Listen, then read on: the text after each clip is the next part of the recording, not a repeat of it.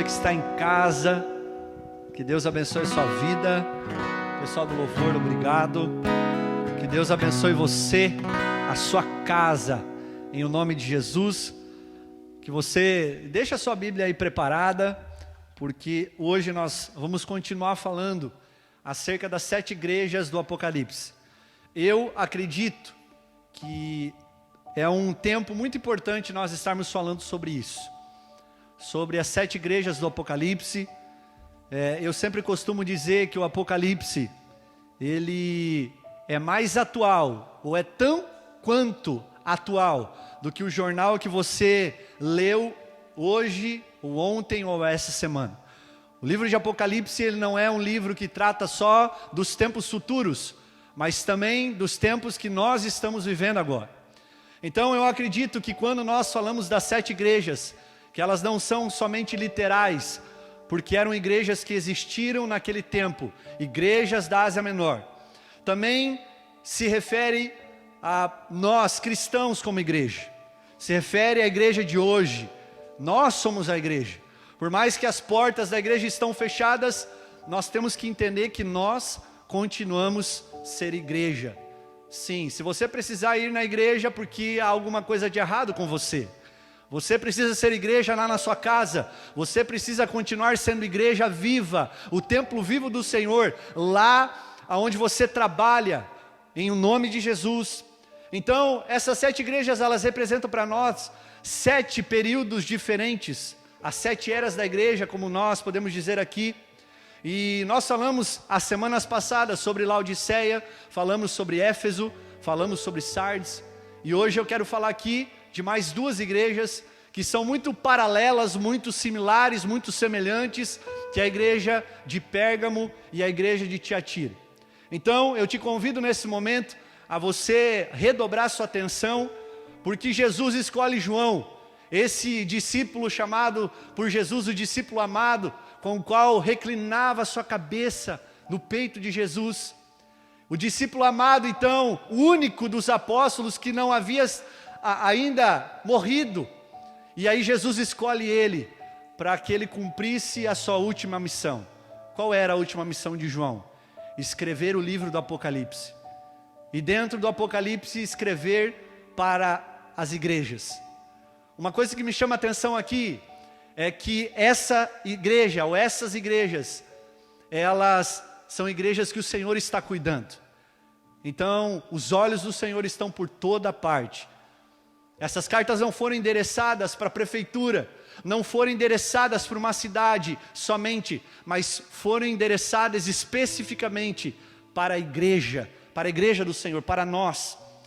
Então aqui está o padrão de igreja que Jesus quer. Qual é o padrão de igreja?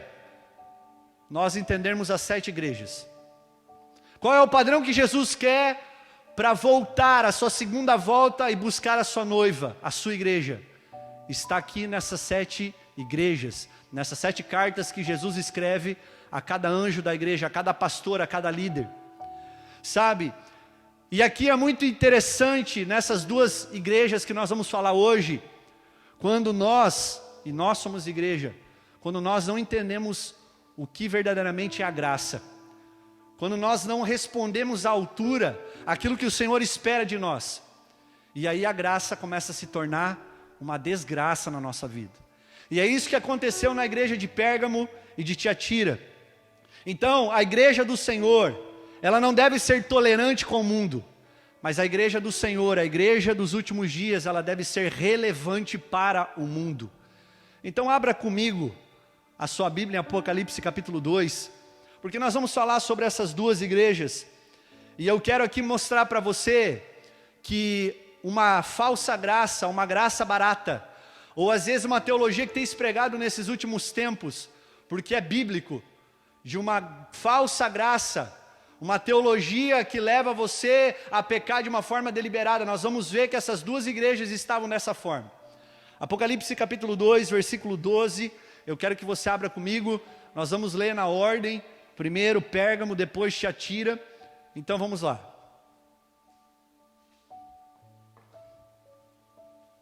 As pessoas que estão aqui comigo, abra sua Bíblia também, você que está em casa, diz assim: Ao anjo da igreja em Pérgamo escreva, Jesus está falando a João. Essas são as palavras daquele que tem a espada afiada de 2 gumes.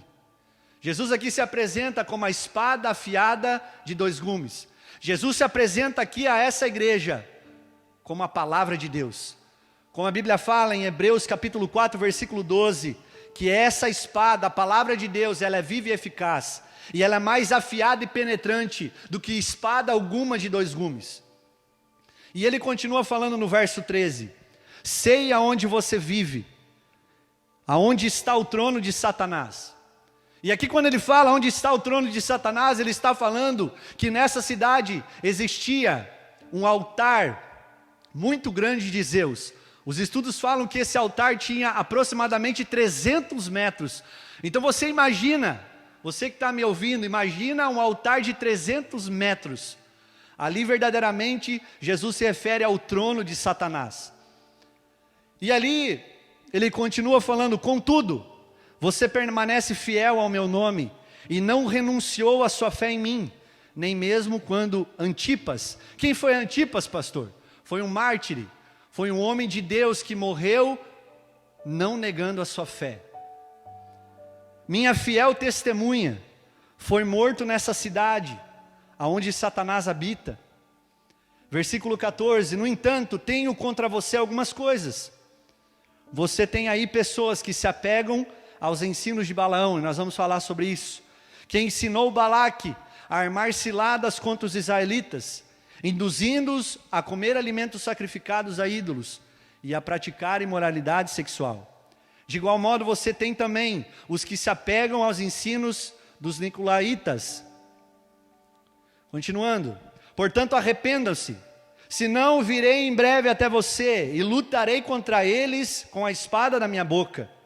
Aquele que tem ouvidos ouça o que o Espírito diz às igrejas, ao vencedor darei ao maná escondido, ou seja, o pão da vida, a provisão do Senhor, Ele próprio, Ele é o pão da vida, Ele é o maná escondido. Também lhe darei uma pedrinha branca, ou uma pedra branca com um novo nome nela escrito, ou seja, eu darei a vocês uma absolvição diante ao julgamento que virá nos últimos dias. Esse é o convite para que nós estejamos na festa do Cordeiro, e nós vamos estar nessa festa em nome de Jesus, conhecido apenas por aquele que o recebe. Então essa igreja chamada Pérgamo, eles têm um elogio, qual é? Eles manteram a fé em Jesus. Então até aqui está tudo bem, está tudo certo com essa igreja. Mas aí Jesus começa a falar suas críticas. E as críticas de Pérgamo e Tiatira, com as quais nós vamos falar hoje, das duas, elas são muito semelhantes e parecidas uma com a outra. E nessa igreja existia a doutrina de Balaão e dos nicolaítas. O que é isso, pastor? Vamos refrescar um pouco a sua memória falando um pouquinho de Balaão. Balaão era um profeta de aluguel. Balaão era um homem contratado pelo rei daquela época, o rei Balaque, para que ele profetizasse contra o povo de Israel. Mas a Bíblia fala em 1 Reis, 2 Reis, que Balaão, todas as vezes que ia profetizar contra o povo de Israel, ele não conseguia. Quando ele abria a boca para profetizar contra o povo de Israel, só saíam bênçãos. E aí Balaão, muito ganancioso, eu quero que você entenda a doutrina de Balaão, para você ver se hoje isso não se aplica nas igrejas de hoje, dos nossos dias. Balaão, ele teve uma ideia e ele pensou, se eu não posso profetizar contra o povo, sabe o que eu vou fazer? Eu vou pegar as mulheres bonitas, moabitas, da minha terra, e eu vou fazer com que elas se deitem com os homens de Israel, e com que eles sejam seduzidos a cultos idólatras, a sacrifícios a ídolos. É isso que eu vou fazer. E a Bíblia conta que ele fez isso, junto com a ajuda de Balaque, que era rei junto, e ali ele começa a destruir o povo de Israel. Então a doutrina de Balaão e dos nicolaítas são doutrinas que Deus, que Jesus reprova. Eles seduziam cristãos para coisas erradas, persuadiam cristãos para o lugar errado, para o caminho errado. Então a imoralidade sexual existia nessa igreja. A idolatria existia nessa igreja. E permita-te lembrar que idolatria não é você só venerar imagens, mas é você cultuar a si mesmo, porque os deuses e os ídolos, eles são fruto da nossa imaginação. Nós criamos os nossos próprios deuses e os nossos próprios ídolos, para que nós venhamos controlá-lo. Então isso é idolatria. É quando nós destronamos Deus do seu lugar principal e primordial, e colocamos o eu próprio, colocamos o nosso próprio umbigo, a nossa própria vida, o nosso orgulho, a nossa soberba. E aí, nós vamos continuar lendo aqui, e a gente vai ver que Pérgamo era conhecido como a igreja popular, a igreja que todo mundo frequentava. Não tinha banco, não tinha cadeira na igreja para sustentar o número de pessoas que entravam nessa igreja. Era uma igreja que agradava os outros. Era uma cidade que estava localizada no cume do monte. Os pergaminhos que nós conhecemos, que eram onde a Bíblia era escrito, vêm da cidade de Pérgamo. Então ali Pérgamo ele institui o primeiro culto ao imperador. Um culto totalmente idólatra, pagão. E Pérgamo ele começa a aceitar e se conformar com o mundo, com o pecado do mundo. Ou seja, o mundo começou a entrar na igreja. O mundanismo começou a tomar conta daquela igreja. A apostasia dos últimos tempos, com o qual Paulo profere a Timóteo, seu filho na fé, já estava acontecendo naqueles dias nessa igreja. E deixa eu te lembrar aqui, 1 Timóteo 4, do 1 ao 3, só escute. Diz assim: o Espírito diz claramente que nos últimos tempos, alguns abandonariam a fé, seguiriam espíritos enganadores e doutrinas de demônios. Então nós temos vivido nesses dias. A igreja de Pérgamo vivia nesses dias. E isso é muito visto em igrejas que colocam como seu teto maior, crescer. Não, a igreja precisa crescer. A igreja precisa estar cheia de gente. Então vamos fazendo as coisas aqui, vamos agradando as pessoas, vamos deixando todo mundo entrar, não vamos falando do pecado, vamos considerando tudo normal, não vamos falando as coisas que tem que ser faladas para ficar de boa com todo mundo. Era isso que Pérgamo estava fazendo, a igreja estava fazendo isso.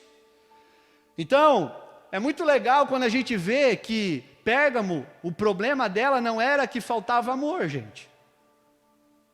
E pode ser que muitas igrejas não falte amor, mas o que faltava na igreja de Pérgamo era a sã doutrina, eram os ensinamentos de Deus. Então não adianta nada nós termos um amor sem a verdade, depois nós vamos falar sobre isso. Até porque a Bíblia diz que Jesus era cheio de graça, e a graça nós podemos remeter a esse amor incondicional, mas ele também era cheio de verdade. Então era isso que estava acontecendo ali. Podemos até fazer um paralelo com a igreja de Éfeso. Éfeso tinha essa doutrina, mas Éfeso não tinha o amor. E nessa igreja era o contrário, tinha amor, mas não tinha essa doutrina, problema. Então, nós vemos aqui o período da igreja, onde a igreja ela se une com o Estado. E aqui a igreja de Pérgamo. Qual é a segunda igreja? Igreja de Tiatira. Abra a sua Bíblia, vamos continuar lendo, ainda no capítulo 2, versículo 18. Que diz assim, e eu quero que você entenda que essas duas igrejas eram muito parecidas. Diz assim: ao anjo da igreja em Tiatira escreva, essas são as palavras do Filho de Deus, cujos olhos são como chama de fogo. Ou seja, Jesus é onisciente, Ele está enxergando tanto as obras boas quanto ruins, tanto coletivamente da igreja, quanto individualmente de cada pessoa. E os pés como bronze reluzente. Aqui ele está falando da fortaleza de Cristo. Cristo vai esmagar essas falsas doutrinas, ensinamentos. Versículo 19, conheça as suas obras, o seu amor, a sua fé, o seu serviço e a sua perseverança. E sei que você está fazendo mais agora do que no princípio. No entanto, contra você tenho isso, você tolera Jezabel. Repita comigo, Jezabel. Aquela mulher que se diz profetiza. Aqui os estudos falam que o nome dessa profetisa possivelmente não seja Jezabel, mas essa mulher, essa profetisa, tinha o espírito de Jezabel. Com os seus ensinos ela induz os meus servos à imoralidade sexual e a comerem alimentos sacrificados aos ídolos. Dei-lhe tempo para que se arrependesse da sua imoralidade sexual, mas ela não quer se arrepender.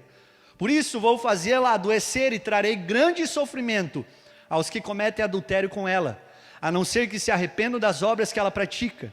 Matarei os filhos dessa mulher.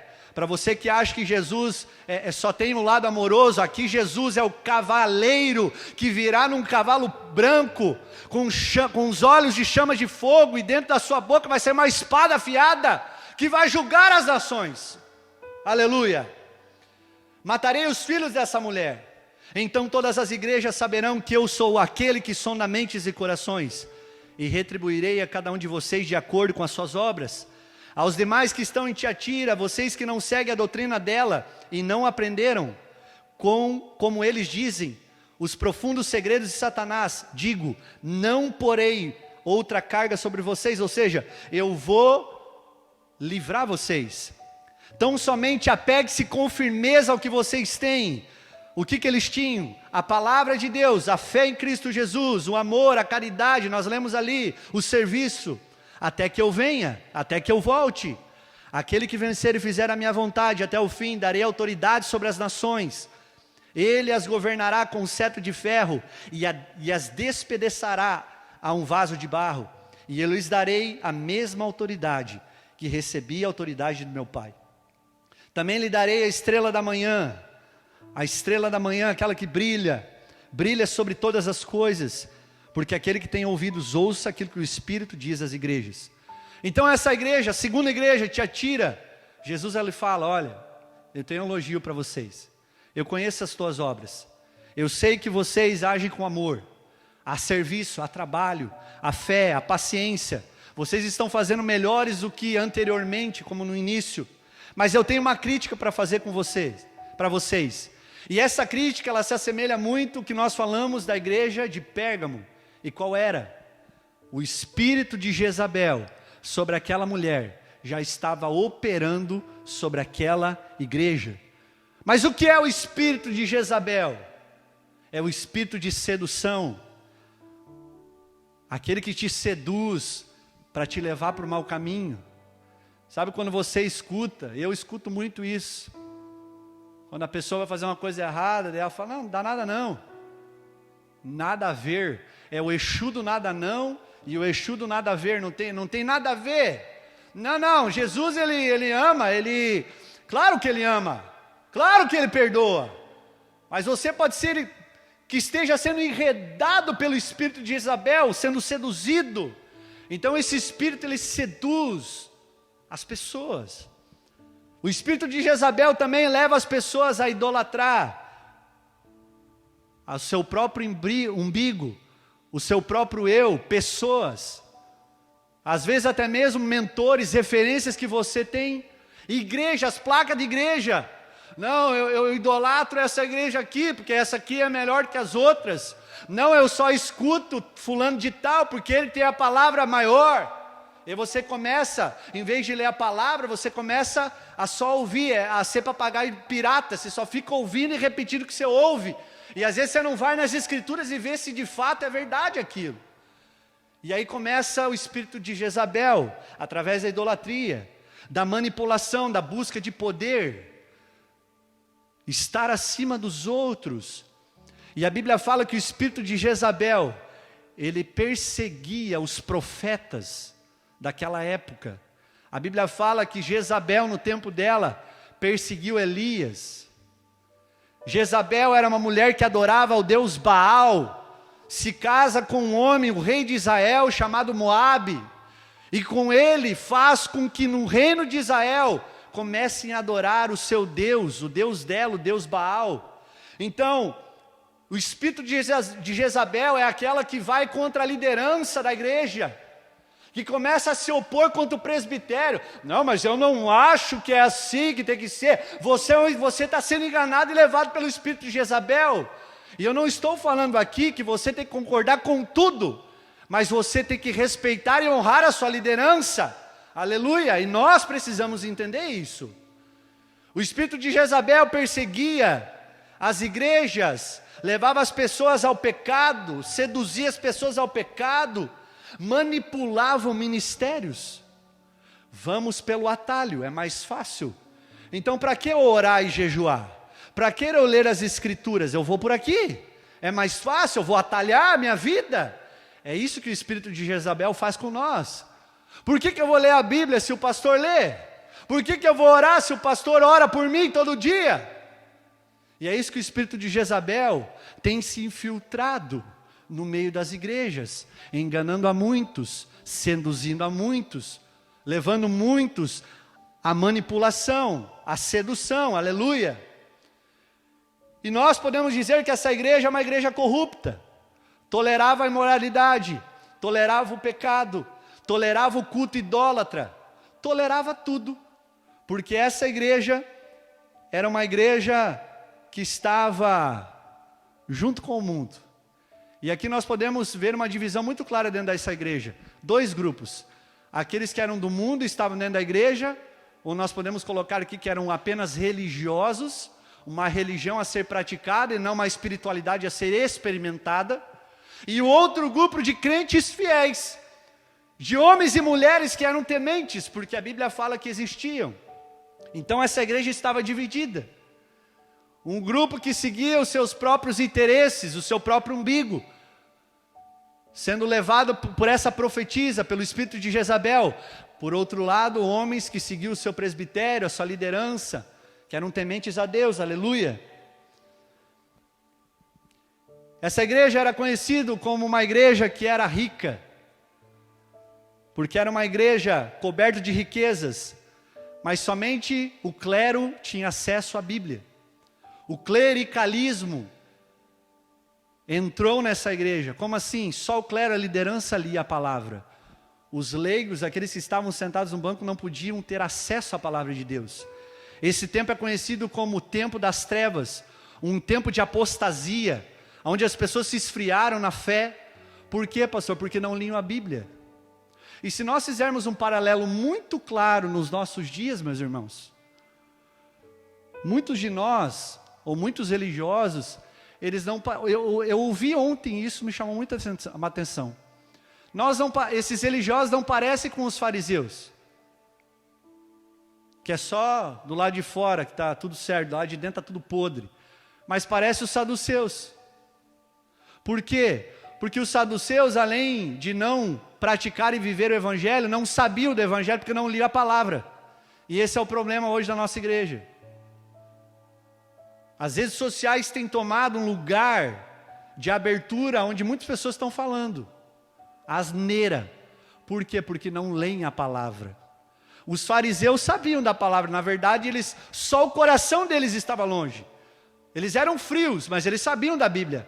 E os saduceus que não sabiam da Bíblia e não viviam. Então esse é o problema. E aí Jesus, ou melhor João, desculpa, ele fala na primeira carta, no capítulo 2, o verso 15, não ame o mundo, nem o que nele há. Se alguém amar o mundo, o amor do Pai não está nele. Pois tudo que há no mundo, a cobiça da carne, a cobiça dos olhos, a ostentação dos bens, não provém do Pai, mas do mundo. O mundo e a sua cobiça passam, mas aquele que faz a vontade do meu Pai permanece para sempre. Ou seja, essa igreja tinha uma porta escancarada para o pecado. Era uma igreja que tinha a porta larga, como Mateus 7 fala. Larga, espaçosa. Então o que eu quero falar com essas duas igrejas? Dentro do meu desenvolvimento. Que essas duas igrejas estavam debaixo da graça de Deus? Sim. Estavam debaixo do favor imerecido de Jesus? Sim. Porque Jesus ama essas igrejas. E Jesus escreve para elas. Porque Jesus está preocupado. Porque Jesus não quer ver a igreja dessa forma. E o grande problema dessa igreja é que eles só viviam a graça. Mas eles não viviam a santidade. E aqui eu fiz questão de colocar o equilíbrio entre nós vivermos a graça de Deus e nós vivermos junto dela a santidade. Para você que não sabe, a palavra graça no original grego significa caris. E eu tenho uma esposa chamada Cari, e ela é a graça de Deus na minha vida. Ela está me assistindo agora. Ela foi a graça, o favor imerecido de Deus na minha vida. Eu não merecia uma mulher tão bonita, tão inteligente quanto ela. Mas pela graça de Deus, pelo cariz, o nome dela é Cari, o Senhor liberou sobre a minha vida. Então, o cariz é esse favor imerecido, isso é a graça. Somente a graça faz com que Davi, que comete homicídio, adultério, peca, seja chamado por Deus segundo o seu coração. Somente a graça faz com que 2 prostitutas estejam na genealogia de Jesus Cristo, o nosso Rei e Salvador. Somente a graça dá sabedoria a Salomão. Salomão era o filho de quem? De Davi, acometido por um adultério, veio de um adultério com Betseba. Somente a graça faz com que o pai do filho pródigo receba o seu filho novamente em casa, de braços abertos. Essa graça é uma dívida de amor e gratidão que nós temos para o resto da nossa vida. Porém, a graça não nos leva automaticamente a uma vida em santidade. Pastor, sim. Ela não vai nos levar de uma forma automática para nós vivermos em santidade. Porque a jornada cristã está numa jornada de santidade. Está num caminho de santificação. É isso que nós estamos vivendo hoje. A graça é a porta de entrada para a santidade. Então, quando eu recebo a graça, agora eu posso viver em santidade. Porque a natureza de Cristo agora começa a ser a minha natureza. A identidade de Jesus começa a ser a minha identidade. Então agora eu não construo mais a identidade em mim mesmo, como anteriormente eu estava em Adão. A minha primeira identidade, mas agora eu construo minha identidade no lugar certo, em Jesus Cristo. Então uma igreja que só anima graça e não corrige santidade, não tem essa doutrina, formará iludidos. Porém uma igreja que só corrige santidade e não anima a graça, formará desanimados. Mas uma igreja que anima graça e que corrige essa doutrina, santidade, será uma igreja de homens e mulheres maduros e equilibrados na fé, aleluia. E aí nós vamos poder caminhar rumo à perfeição, como Cristo quer, da sua noiva, até que nós venhamos a atingir a plenitude de Cristo, a estatura do varão perfeito. A palavra perfeito aqui nesse texto em Efésios é maduro. Então a graça não é liberdade ou autorização para eu pecar, mas sim uma força para eu não pecar. Porque a graça me liberta do poder do pecado, de uma vida de prática do pecado, aleluia. Então a graça ela não me anula, ela não anula a minha responsabilidade, ela só anula os meus méritos. Porque a Bíblia fala que mesmo eu fazendo tudo certo, a justiça própria, ela não passa de um trapo de imundícia. Então nós não somos salvos pela nossa própria justiça. Nós não temos direito de comprar a salvação. Isso vem através da graça, mediante a fé em Cristo Jesus, aleluia. Efésios capítulo 2, versículo 8. Então a graça vai me dar força para viver em santidade. E era isso que Tiatira e Pérgamo não estavam entendendo e não estavam respondendo, porque estavam passivos. A graça não é algo passivo, é algo ativo. Ela me ativa a viver em santidade, aleluia. Então, nós precisamos ter o equilíbrio entre a graça, entre o amor e a verdade. Há pessoas que lutam só por aquilo que é certo, santidade, e às vezes matam pessoas, pisam nelas. Em vez de dar um tiro de estilingue, dão uma bazuca na mão e acabam ferindo várias pessoas. Mas do outro lado, pessoas que são só da graça, só amor. E aí não expõem a verdade. E se não houver o conhecimento da verdade, não haverá libertação, diz a palavra. E aí não falam a verdade, só ficam na graça. Para viver de boa com essas pessoas, viver uma falsa paz com essa pessoa. Meus queridos, a verdadeira paz é aquela que traz a verdade sobre as nossas vidas. E através da verdade, do conhecimento da verdade, aquilo vai me libertando. Eu vou entendendo que aquilo não é bom para mim. E isso é processo de santificação, aleluia. Então Jesus, a Bíblia fala em João 1,14, aquele que é a palavra que se tornou carne e viveu entre nós. Vimos a sua glória, a glória como unigênito do Pai. Veio cheio de graça e de verdade. Jesus veio cheio de graça. Veio cheio de amor. Cheio de amor. Ele nos amou de uma forma plena. Jesus em nenhum dos evangelhos fala que o eu te amo, muito desvalorizado hoje, mas ninguém amou como Jesus amou. Então o amor é demonstrado em prática, não só em falácia. Nós amamos quando nós se preocupamos com o nosso irmão, quando nós estamos vendo ele ir para o lado do pecado, da perversidade, da sedução, como Jezabel, como Balaão, como os nicolaítas, como a gente falou. Essa pessoa que tem conhecimento da verdade, chega para essa pessoa em amor, em graça, e fala: meu irmão, você precisa se arrepender, sai desse lugar, sai desse caminho, porque esse caminho vai te levar à corrupção, esse caminho vai te levar à condenação, ao fogo do inferno. Então Jesus era esse homem que veio cheio de graça, de amor, mas a Bíblia fala que ele era cheio de verdade. Em todos os encontros que Jesus teve com as pessoas ao caminhar, aonde ele passava, Jesus, ele falava: olha, os teus pecados estão perdoados, você está perdoado, mas vá e não peques mais. Então é isso que a igreja de Tiatira e Pérgamo estava faltando. Então a graça não é um fardo pesado, Luiz. Os irmãos que estão aqui, não é. É um fardo leve, é um jugo suave. A graça, ela não vai tornar as coisas mais fáceis, mas as coisas mais leves, porque eu desfruto na graça. Eu sempre costumo dizer que a graça é uma escada rolante. Sim, é uma escada rolante, não é você que sobe ela, é ela que te sobe ao Senhor. Mas a graça, essa porta de entrada, ela espera de mim e de você, nós vivemos uma vida de santidade, meus irmãos. E a santidade aqui significa ser separado, voltado a Deus. Eu peço para os irmãos do louvor já subir. Mas muitos pensam que santidade é se isolar do mundo.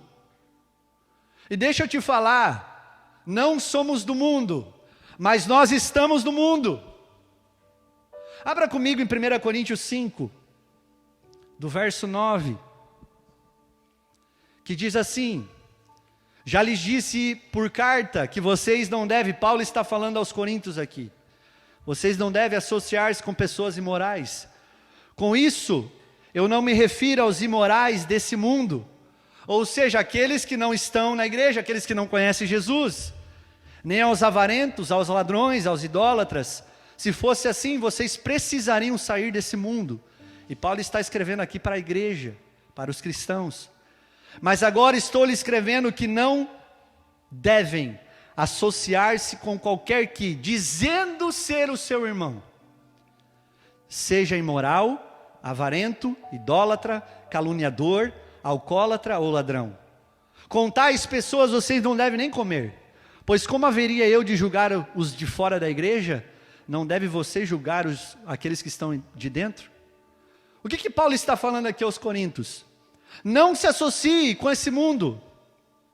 Mas eu não estou falando das pessoas do mundo, porque essas pessoas já estão no mundo, elas são do mundo. Mas eu estou falando dessas pessoas cristãs que fazem as coisas do mundo. Porque essas pessoas só estão colocando uma máscara, uma roupa de hipocrisia. Que estão falando que são, mas na verdade não são. É isso que Paulo está falando. Jesus, mas e Jesus, pastor? Ele não se associava com pecadores? Sim. Com pecadores, sim. Pecadores que precisavam de salvação, não com os religiosos hipócritas. Não com esses irmãos que falam que vivem uma vida em santidade, mas pecam e praticam o pecado de qualquer forma. Que dizem uma coisa e fazem outra. Os fariseus eram assim. Os saduceus eram assim. E Jesus fala: cuidado com o fermento dos fariseus. O que Jesus está falando? Cuidado com essas pessoas que estão na igreja e falam que são da igreja, mas na verdade não são da igreja quando nenhuma, são do mundo. Então, o que eu quero que você entenda aqui, que a santidade da igreja, ela deve afastar os religiosos e atrair os pecadores. Aleluia! Eu vou repetir, a santidade da igreja deve afastar os religiosos, os hipócritas, aqueles que falam que são, mas na verdade não são, e deve atrair os pecadores. Era assim que Jesus fazia, aleluia! Então a santidade de Jesus atraía quem? Os religiosos? Os hipócritas, como Paulo falou? Não. Aqueles que se diziam irmão, mas eram adúlteros, idólatras, caluniadores, ladrões, alcoólatras, prostitutos? Não. Jesus, ele se aproximava e atraía os pecadores. Então a santidade que nós estamos demonstrando é a prova das pessoas que nós estamos atraindo para perto da nossa vida. Aleluia! Sim, santidade é nós influenciarmos, é quando você influencia o mundo e você não é influenciado, porque a luz ela só vai ter funcionalidade quando ela estiver no meio das trevas, da escuridão. Se treva estiver com treva, como uma pessoa vai ser iluminada e vai ter o conhecimento da verdade? Então quando uma luz é colocada, nós somos a luz do mundo, nós somos o sal da terra. Quando uma luz é colocada no meio da escuridão do mundo, essa luz ela precisa iluminar, irradiar, demonstrar a glória de Deus através da nossa vida. Então Jesus está falando para nós aqui muito claramente: a santidade que eu quero é que vocês influenciem, não é que vocês se isolem de todo mundo, como a santidade dos monastérios, que os monges eles ficavam lá escondidos, afastados de todo mundo para não se contaminar. Não, Jesus mostra que a santidade que Ele quer de nós não é se isolar de ninguém, é estar perto dos pecadores, é levar a graça, o amor de Deus, mas junto com a graça, meus irmãos, levar a santidade, falar para essas pessoas: olha, eu conheço qual é o caminho, a verdade, a vida, aleluia. Então santidade é influenciar. Então nós não podemos como igreja sermos amigos do mundo e amigos de Jesus. Ou somos amigos de Jesus, ou somos amigos do mundo. Então essas duas igrejas, Pérgamo e Tiatira, eram amigos do mundo. E por isso a Bíblia fala que não há comunhão entre luz e trevas, entre Deus e o diabo. Então nós precisamos, além de ser amigos de Jesus, nós precisamos entender que nós somos a noiva que está sendo adornada, preparada para a parúzia, para a volta de Cristo. Aleluia. Uma igreja que é como o mundo não tem nada para oferecer ao mundo. Sim, mas nós temos. Por quê? Porque Jesus está aqui. E quando nós temos Jesus, o mundo sai fora, o pecado cai fora. Quando João olhou para Jesus, ele falou em João 1: eis o Messias ungido, eis o Cordeiro de Deus, aquele que tira o pecado do mundo, aquele que remove o meu e o seu pecado. Aleluia. Sim, o Senhor Jesus Cristo, Ele diz em João 15:18: se o mundo vos odeia, tenham em mente que antes Ele odiou a mim. Se vocês pertencessem ao mundo, Ele os amaria como se fossem dele. Todavia vocês não são do mundo, mas eu vos escolhi. Sim, Ele escolheu nós por primeiro, tirando-os do mundo. Por isso o mundo vos odeia. Lembre-se das palavras que eu lhes disse: nenhum escravo é maior do que o seu senhor. Se me perseguiram, vão perseguir vocês também. Se obedecerem a minha palavra, também obedecerão a de vocês. Quando o evangelho, o verdadeiro evangelho é proclamado, causa ódio no mundo, causa irritação, para os religiosos, não para os pecadores, para os religiosos, para os hipócritas. Aleluia! Ou seja, Jesus entra na minha vida para o mundo sair de mim. Amém. Não deixe que o mundo entre dentro do seu coração. Que nós como igreja nessa noite devemos escolher em viver a graça e a santidade. Era isso que faltava para Pérgamo e Tiatira. Faltava a santidade. Eles estavam embaixo da graça, mas porque eles não entendiam a graça, já estava virando desgraça na vida deles. Que nós possamos dar a resposta que o Senhor espera de mim e de vocês. Você é a luz do mundo. Você é o sal da terra. Nós somos a eclésia. Nós somos a igreja do Senhor, aleluia. O que significa eclésia? Um conjunto de pessoas que foram chamados para fora. Para fora de uma vida de pecado. Então não entre de novo para essa vida que Jesus já te arrancou. Quero aqui repetir e finalizar minha palavra. A igreja do Senhor não deve ser tolerante com o mundo. Não deve ser tolerante com o mundo, mas relevante para o mundo. Precisamos como igreja, nesses dias, termos o equilíbrio entre a graça e a santidade. Aleluia. Nesse momento você